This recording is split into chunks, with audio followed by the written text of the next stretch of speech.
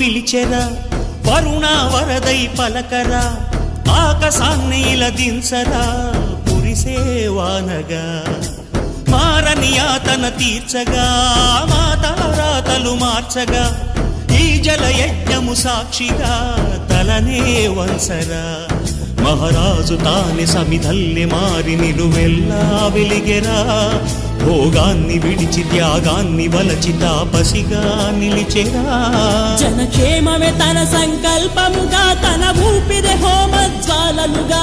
స్వర్గాన్ని శాసించెనురా అమృతమును ఆహ్వానించెనురా